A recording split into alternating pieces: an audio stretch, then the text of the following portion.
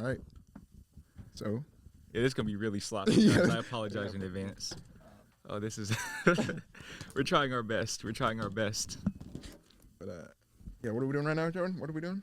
You tell me, man. You're the one who called me over here. We're trying to elevate, and one of those things is getting on a podcast. Everyone's doing it, so we're gonna try it out, see what's happening, see what we can make out of it. I thought a cool thing we do is, we just talk about like our mindsets, our mentalities right now, and then it's a cool thing to watch back in about 5-10 years, kind of like that Kanye West documentary, or like the Mr. Beast a little high in 5 years type thing, and see what we're really talking about. That's facts, bro. This is long overdue. For sure. This is long overdue, bro. We should have been did this, honestly. Yeah. For those who don't know that, yeah, we go to a place called Legacy West, and it's a street with like higher class. They got Gucci, Louis V, all that stuff. Stuff we used to be into, not anymore.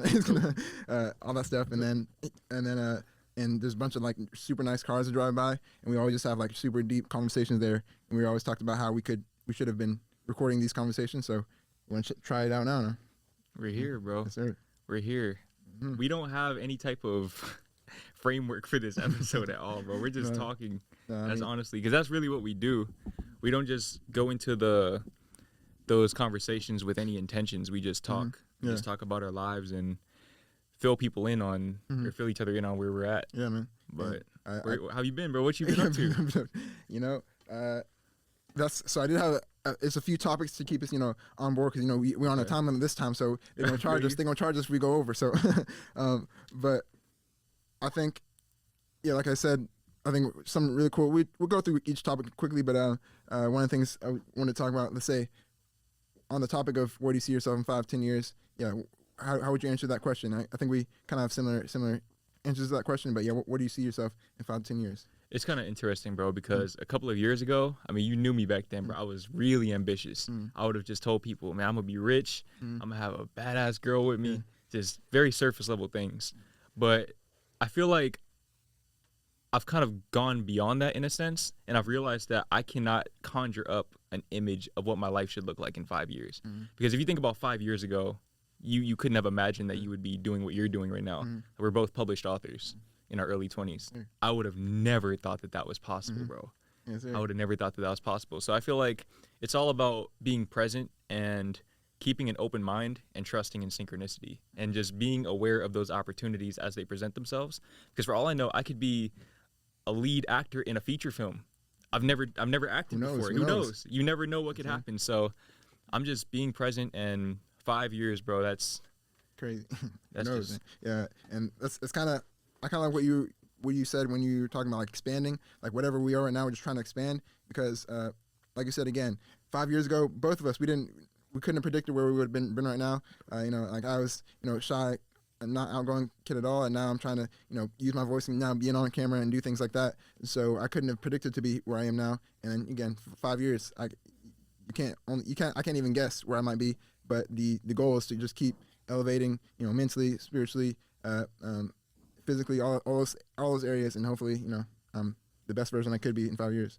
100%, bro. And I think something that you touched on for a second there was that you were a really shy person growing up, and you probably lacked a lot of that confidence. And I think that's why me and him connect so much, is because we both kind of had that same type of upbringing. And I just want to know, how did you overcome that lack of confidence? How did you get to a point where, because I mean, when we first met, I feel like you were never really on camera. I never had seen you talk before. I had never seen you talk until we met in person. Yeah. So to see you go from that to now we're filming a podcast, and it's just natural to you.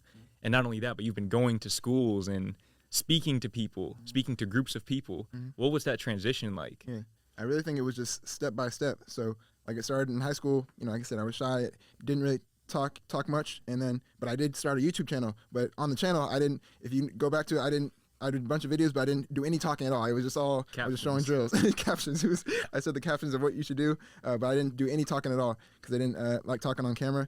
But then I did like a soccer camp, coaching a soccer camp, and that's like a summer camp just to get money. And then I kind of liked it, got more of a voice, and then I did coaching actual team. And then that got me more confident. And then from there, I guess it went from, then I started talking more of the videos, and then trying to talk to schools, like I said. And it all did start with like having something like I wanted to say. It wasn't just, I just want to go in there and just talk. I had like I thought about something, trying to deal with athletes' mental health, and from there I had figured out like I had something to say. The only step from here is to overcome my fear and to actually try to speak on those things. So it's just step-by-step process. Like it's not going to happen overnight. But yeah, talk about how your journey, like you said, 5 years ago or in high school to now. I think it's kind of interesting, and I want to get your perspective on this too, because as you were saying that, the answer kind of revealed itself to me. I feel like for both of us, actually, I feel like when you put so much of yourself into something, which in our cases would be books and content and things like that, where you're preaching these principles, at some point or another, it's going to seep into your subconscious, and you're going to start to live out your principles that you preach. And I feel like through writing a book like Ego Death or Soul Shock, or just making 900 plus videos on YouTube, for me, that's where my transition occurred. Just like you said, it wasn't an overnight thing. You can't just find a video on my channel where I suddenly became a really good speaker. It's just a slow and steady transition where at first I literally could not speak on camera. I had to write down every line word for word and read off the iPad. Yeah, cut every yes, bro, cut between every single sentence. Yeah. And I just filmed a car tour video probably 30 minutes ago in one take, no edits. Yeah. I mean, it's just a slow and steady transition, but by you preaching and propagating those principles over time, you're going to start to practice them, even if subconsciously. So I feel like with you writing your book, How to Be a Winner, I mean, all of the things that you've covered, the 10 different commonalities between successful people, you start to adopt those traits yourself, whether you know it or not. Yeah. And so that's something that for anybody who's looking to receive that rapid growth, it seems rapid from the outside looking in, but for us, it's just a daily process that we committed to. For anybody that's looking for that rapid growth, if you want to be successful in your early 20s, or if you just want to grow as a person, which everyone watching this does, that's the best way to do it, is to help other people. Help other people, even if you feel like you're not ready or you're not worthy yet. That's a big blockade, a big barrier that a lot of people subject themselves to. They feel like, oh, I'm not where I want to be, so who am I to tell other people? Newsflash, we're not where we want to be either. Nobody is. Nobody is where they want to be in life unless they're present. If you're present in the moment, that's where your progress is found. That's where you can grow. That's where you can really grow into your potential and become the best version of yourself, expand into that best version of yourself on a moment-to-moment basis. And before you know it, you'll be somebody and you'll be doing things that you never previously thought were possible for yourself. Yeah. I actually had a connection that I had a couple of days ago, kind of like on relationships. And, might shift topics a little bit here, but all those people, they say, how can you be the best person for the girl? How can you find the best girl for you? And I think that's kind of backwards. I think what I kind of realize is if the goal should be, how can you become your best version, and then from there, the best girl for you will be attracted to you, or come, figuratively, not like that way, figuratively attracted, spiritually attracted to you, So I think that's the goal. If you become the best mentally, physically, spiritually, best person you possibly can be, then why would a person that's right for you turn you down? Like that's just it wouldn't make any sense. So that's why I think we're both in periods where we're just trying to elevate ourselves right now, and then the right person will come. But if you become the best person you possibly can be, then you'll obviously get the best person for you. 100%, bro. And I think I want to expand upon that. Not even just romantic relationships, but friendships and familial relationships as well. A lot of people, this is the single biggest problem that I'm presented with my community, is that they feel lonely. They feel isolated because nobody understands them, right? And I always say there's two different types of loneliness. There's the loneliness where you're literally not around other people, like me. I'm in my apartment, I'm by myself, or I'm with myself rather. But then there's the other type of loneliness, which I believe is worse, where you're with other people, you have your friend group, you have your family, so on and so forth, but they don't understand you. And so you feel like you have to withdraw within yourself. But I feel like when you start to focus on becoming your authentic self, yeah, you're going to lose some of those people, but you're making room for new people to enter your life. And this is a conversation that I've had with almost all of my friends, almost every single person in my life, that these connections are not coincidental. They're not by chance. They happen because we're on that same wavelength and we have somewhat of the same trajectory. And that's something that when you really buy into that idea, you'd be amazed at the types of interactions that you attract into your life. I've had conversations with complete strangers about some of the deepest topics, don't even know their names, never talk to them again. And we're talking about manifestation. There was a guy telling me about quantum physics and how I think 99% of an atom is empty space, so 99% of the world is empty space. We're just playing basketball. I mean, at a park. But I feel like when you truly come into your own energy, you attract that because your reality, your physical reality, is nothing more than a projection and a reflection of your inner state of being. Everything is subjective. So if you put your focus inward, it'll be reflected back to you, and people will start to gravitate towards you. And I mean, I'm living proof of that with my YouTube channel. I've attracted a community of, at this point, 135,000 people that clearly get me on some level. They get me enough to have click subscribe. So I think that that's a principle that people should definitely apply in their lives if they want to, because for as much as we talk about focusing on ourselves, obviously you want to have people in your life that resonate with you. I think that's kind of an innate desire that we all have. But at the same time, it's understanding that until you allow yourself to be who you are, you can't attract people who love you for who you are. You literally can't. Because how can they love you for who you are if you're not even being yourself? Right. And so people, they love to play the blame game and divert accountability from themselves because they're not willing to love themselves. They're looking to other people to give them permission to validate themselves. And when you put it like that, it doesn't make sense. It literally doesn't make any logical, rational sense. But I'd reckon that 99% of people live this way. And I know me personally, I was one of those 99%, but eventually I woke up. I woke up and realized, like, bro, this is no way to live. You have to love yourself. You have to love yourself. And that doesn't necessarily mean that you have to do the affirmations and things like that. Those things help for sure. But I think it's more about making that conscious decision to be who you are right now instead of projecting your sense of self into the future on the other side of these arbitrary contingencies and conditions that you create. When I get that car, I'm gonna love myself. When I get that girl, I'm gonna love myself. No, you won't. Yeah. I'm living proof of that, bro. I'm literally living proof of that. Yeah. Please expand your ideas on materialism now, because like even just maybe not even a year ago, like 6 months ago, he was buying a Gucci belt and he was so excited about that, and he made the vlog on it and everything, and he was talking about how he wasn't ashamed to say he's a materialistic person and wanted to elevate himself in that way. But yeah, what are your views now? So it's kind of, I'm still trying to reconcile I feel like you should allow yourself to indulge in nice things, but understand why. Yeah. It's all about understanding your why. And that's something that we'll definitely touch on that in the podcast, because that has a lot of different meanings. But I feel like for me, I mean, dude, I just traded in my BMW for a Mazda, and I'm as happy as I've been in a long time. A complete 180 switch. This guy. Complete 180 switch, bro. Let me show you guys something real quick, bro. Look, I was getting haircuts at the barber. $37 a week. $37 a week, bro.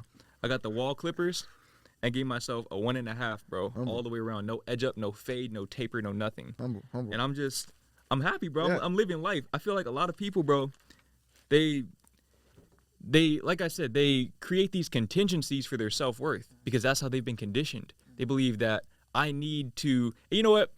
Let me talk my shit, bro. Let me talk my shit real quick. Go ahead. The biggest lie that men have been told in this life is that they are not born with inherent value. Bullshit. Complete bullshit. We are all born with the value of the entirety of the universe within us because we are composed of the same components as the entirety of the universe. The stars, the air, the water, nature. We're a part of that. We're not just observers. We are a part of that. And so we have no less value than any other man, but it's our minds that create this notion of separation. We're separate from nature. We're separate from the rest of the universe. And that idea of separation creates a subconscious self-perception rooted in scarcity. We operate from scarcity and we feel like we need to acquire things. We need to acquire things to fill the void. But it doesn't work. I tried it. I literally tried it and spent all this money so that you guys don't have to. I spent so much money on that BMW, bro, making those fucking payments. $718.94 every month. 10 months straight. And it took me until then to realize, what am I doing this for? Yeah. What am I doing this for, bro? Why am I really doing this? I mean, I love cars, but come on, bro. I bought the Gucci belt, what, $400, $500? It holds my pants up the same as any other belt from JCPenney's, bro. There's no, like I said, I'm not saying that you shouldn't allow yourself to indulge in these things, but take the time to bring the light of awareness into your actions, into your behavioral patterns, and see why you're doing it. I was doing it to supplement or to substitute for my lack of self-worth. I felt like I needed these things because this is the conditioning that I received from watching these rap videos at a young age. This is all stuff that I cover in this book. And like I said, when you put yourself into a creative endeavor, you'll find yourself within that creative endeavor. And I feel like as a creative, that's something that we hope to simulate for other people as well, is we hope that other people find themselves in our content, whether it be books, videos, coaching calls, whatever. So I don't know, man. I'm just kind of talking in circles at this point. Basically, I'm saying all of this to say that people are being scammed. People are being scammed, and these companies are utilizing, this shit might get me killed, bro. These companies are utilizing our lack of sense of self to sell us these products that have arbitrary value that society decided was real. Mm-hmm. But in reality, people could just decide tomorrow that Gucci belts are worthless. Yeah. And then I'm just fucking $400 in the hole. I remember there was a point in time when Champion was not cool. Mm-hmm. If I wore this sweater when I was in 6th grade, bro, they would have fired my ass up. They would have lit me up. Mm-hmm. But now it's a Champion sweater. People wear it. And I feel like, let me tell you guys something, bro. I'm gonna close that segment on this, okay? If people learned how to love themselves, capitalism would literally collapse. The whole structure of the economy would collapse in on itself. Because 99% of these companies are contingent on other people not loving themselves and seeking that self-love through objects, through the illusion of self-love. That illusory self-love is just that, illusory. You can't love yourself if you don't make that decision to love yourself right now. You have to remove the contingencies. Because on the other side of that thing that you want, on the other side of that desire, car, relationship, house, 100K subscribers, what do you really want to experience?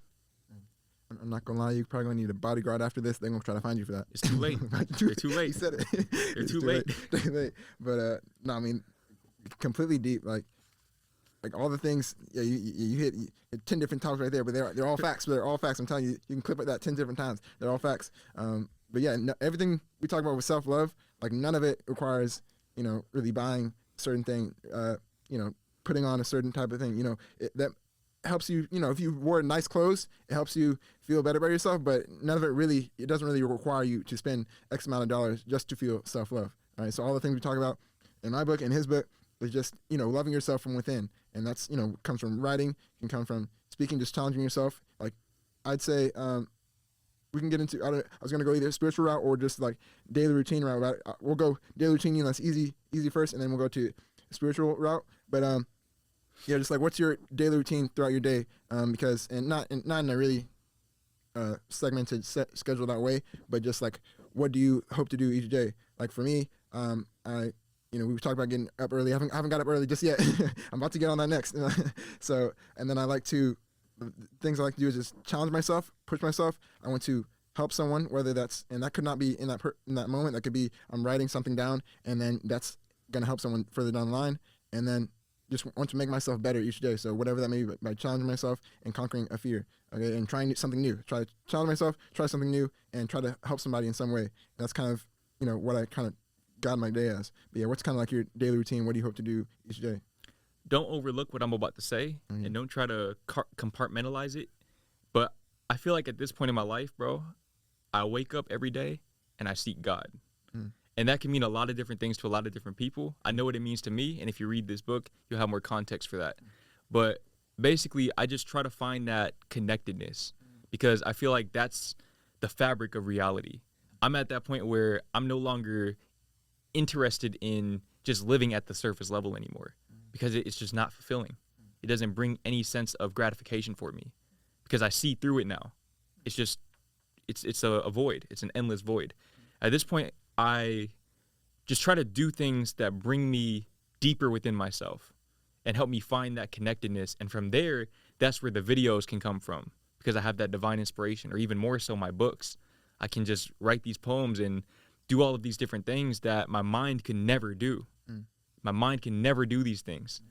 So that's pretty much where I'm at right now. I guess that leads straight into the spirituality topic of, well, you said God there. So if you all don't know, I'm a Christian, and I kind of follow that belief, and that's kind of where I get my spiritual beliefs from. but we've talked about how our beliefs are pretty similar still, without how him putting a label on his. But he said God, and so what's kind of the separation between you thinking completed Christianity versus still seeking God and still having your spiritual beliefs in that sense? So I feel like this is something that I think I might have talked about this on a podcast recently. I'm not sure, honestly. He made podcast tours, man. He's been out here. He's been out here, bro. I'm just in the moment, bro. But I feel like, to me, everyone has that spiritual component within them. It's just some people aren't aware of it. But it's faith. Faith is spirituality. Faith is God to me. And faith is the inherent understanding that we're all inextricably intertwined. We're all connected, right? And whatever that means to you is what it means to you. If you see it at the spiritual level as we're all energy and we're all the same energetic essence, I mean, that's how I see it. But at the same time, you can see it from a scientific standpoint and say that we're all subconsciously connected, right? And we subconsciously send these signals to each other. And I feel like either way, it's just understanding and reminding myself that we're all connected, and that knowing, that's God. I don't see God as a sentient being beyond myself. I see God as the knowing within myself, and that's what I seek out. So everything that I do in my day-to-day life, all the structure that I have, is predicated on that one underlying understanding that we're all connected. And I just do anything that I can to remind myself of that on a day-to-day basis. Some of that is getting into nature, waking up early. I'm just at that point where devotion and obedience are my two primary principles on which I predicate my life, my routine. Just devotion and obedience, just abiding by my intuition, because that intuition is the projection of that inner knowing, that faith.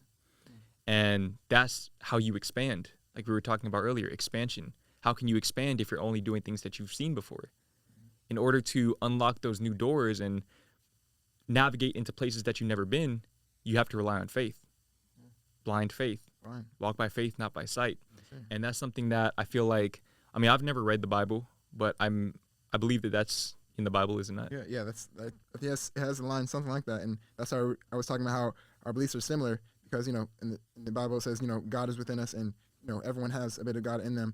And that's kind of what you're talking about. So I think that we have similar beliefs and just spreading that love. And, one thing about love, you're talking about how love is, or do you want to say your quick definition of love? Do you remember what it was? No. It was like, love is like seeing someone else in you, or seeing you in someone else. Yes, just like Kendrick Lamar said, I hope you see the God in me. Yeah. That to me is, just to circle back to what we were talking about earlier, when you get to know your true self, your authentic self, that resonates. You send out that signal, that vibrational signal, and that attracts other people to you because they see themselves in you and vice versa. And it's not necessarily a personality thing. I mean, that can be a part of it. That can be an extension of it. But the essence of it is always going to be the spiritual aspect. That's why love is not quantifiable.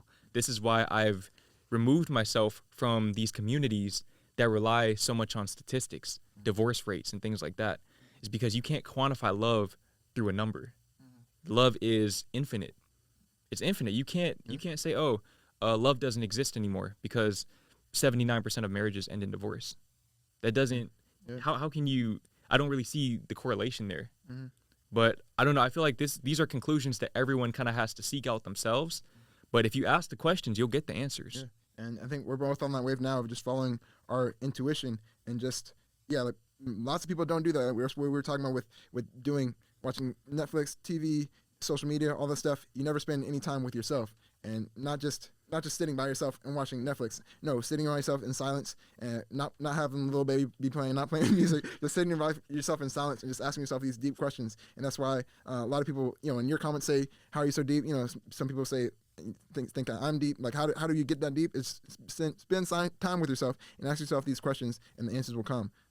I wasn't doing that. That's why the last 2 years or so have been so drastic changes, because I hadn't done that before. But now, if I'm unsure about something, whether I should do something or not, I'll just sit there in silence and just think about it, ask that question, and usually the answer will slowly arise, and it will just feel right. You don't have to think too much. Like I told you about the moving out decision, or we have to talk about that next. But you don't have to do it logically and crunch numbers. You just have to do what feels right, and that usually leads you down the right path. That's led us down this path where we're elevating right now. But yeah, we talk about that right now. So like what's our immediate next venture? So, because I think we're both in pivotal times of our life where the next thing we're trying to do is just, it could go right or it could go left. You don't know where it's gonna go, but we're just like on that pivotal time where we're taking a fork in the road.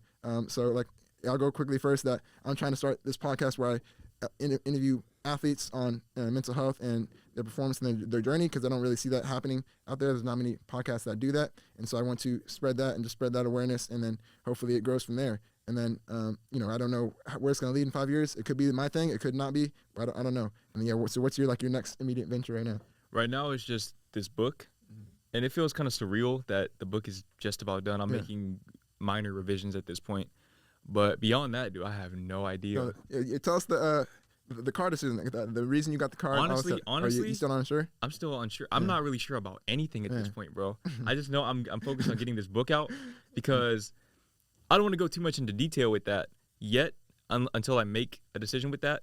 But for all I know, I could plan that out, and then this becomes a bestseller. Yeah. And instead of going around the country, I'm going around the world.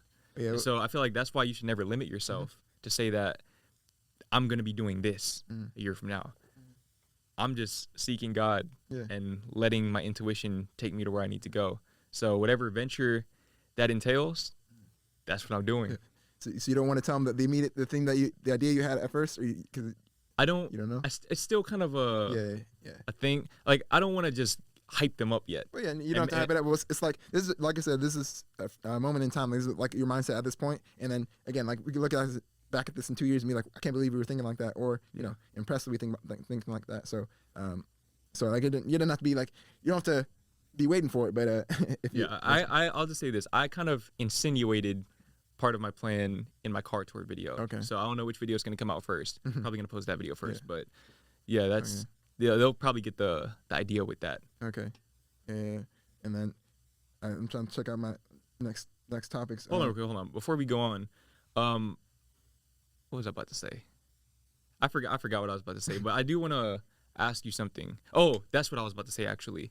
So in doing coaching sessions, live coaching sessions, I've gotten a chance to really see people's, just see that individual, just seeing how people's limiting beliefs prevent them from doing what needs to be done. So when we talk about following our intuition and being at that fork in the road, not knowing what to do, where to go, I feel like everyone knows what they need to do and where they need to go. Yeah. It's just they believe that they're incapable or unworthy. But more often than not, people know deep down. It's just they have influences in their ear, their parents telling them, no, you should do this, or even content creators or anybody else that they look up to. But that's why I'm at a point where, and you guys are going to hear me say this a lot in videos moving forward, is that I don't see myself as a leader anymore. I don't want to be a leader. I want to be a teacher. I want to teach people how to lead themselves, because I realize I can't lead you down your own path. I have my own path to walk. But part of my path entails being a teacher and helping you find that guidance within yourself on your own path. I think, what's the saying? If you give a man a fish, you feed him for a day. You teach a man a fish, you feed him for a lifetime. Yeah. I mean, I feel like that applies in a lot more senses than just food. I feel like when you, what the fuck is that? Oh, we got 5 minutes left. So yeah, thanks. So they 5 minutes is crazy. Yeah, because we had to spend 30 minutes figuring this out, and I was just trying to stay in here forever, but staying until the kicks out. But I guess I can kick us out. But one thing I did want to touch on for a second was when you, and just to like connect what I was just saying, when you made that decision to move out, right? And I'll let you give the context for that, because this shit still trips me out to this day. How do you connect that situation with the cliff situation? Yeah. So something I did like 2-3 years ago was jump off a cliff, and that shaped my whole framework on how I view fear and everything. And so one of the things, of course, people of our skin color, we don't jump off cliffs, okay? We don't do that. But I was in Arkansas, and all those Arkansas boys, they were jumping off cliffs. So they jump, one jump, the next one jump, third jump, and then they're looking at me to jump. And so I was like, all right, well, I gotta jump. And so one of the ways I did it, I didn't walk to the edge and look at the cliff and try to go down slowly. You can't go down slowly. And the only way to jump off the cliff is to jump off the cliff. Yeah. So I just didn't even look. I just ran, sprinted, and jumped off the cliff as much as I could. And then after that, my whole mindset on fear kind of shifted. And from there, I wasn't really scared to take those big leaps, because that's how you accomplish what you want to accomplish. And I think we were talking about how everyone kind of knows what they want to do.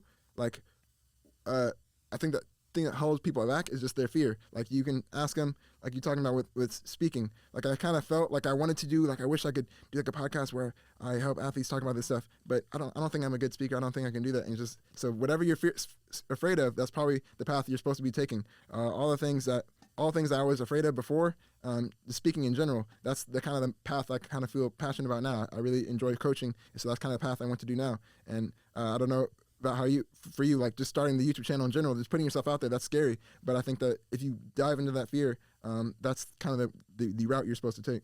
Yeah, that's something that I've been realizing recently is not just your fear, but your pain. Mm-hmm. Like we were talking about, we were shy, we were kind of, and it could be different in other cultures, but in America, when you're shy, it feels like the world just kind of passes you by and you don't really get anything. What's it? Closed mouths don't get fed? Yeah. Like that.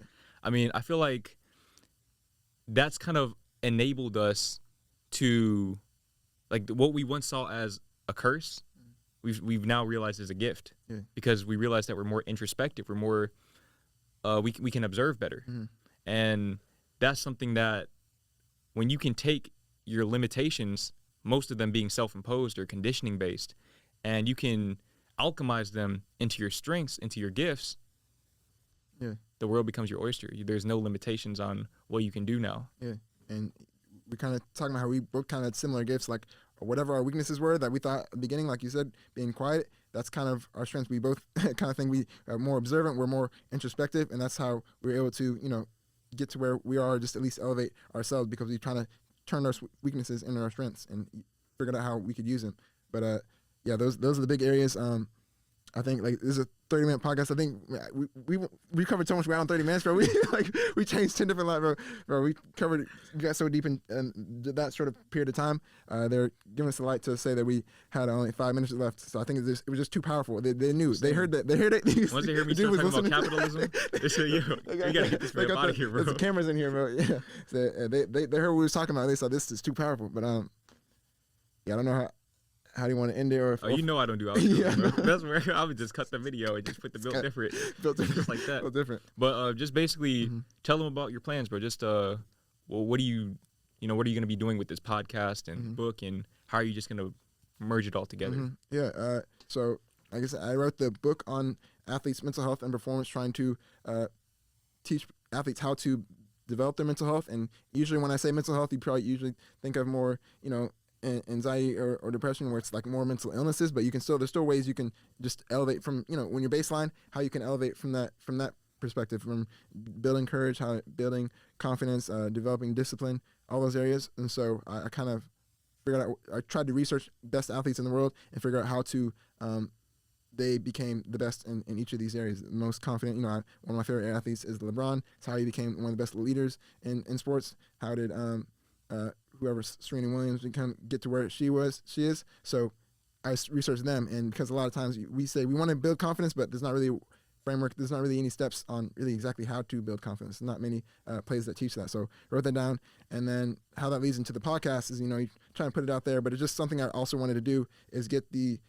athlete's perspective on their mental health and just their journey, like into their mind. Like I really wanted, LeBron has so many interviews, but there's not too many where it just talks about how did you mentally get from, in high school where there's cameras, ESPN following you around, to how you got to where he is now. Like just how do you mentally just deal with all that stuff, all the obstacles that you went through. And so that's kind of how I want to get through. I want to interview all these athletes and hopefully get to LeBron at one point. Start saying that now. And then speaking into existence. Yes, sir. And then and then just keep elevating from there. Like this idea just came, maybe a month ago or so, and so who knows what's gonna be next month? I don't know. I don't know, bro. Yeah, sorry. The sky's the limit, though. I know that much.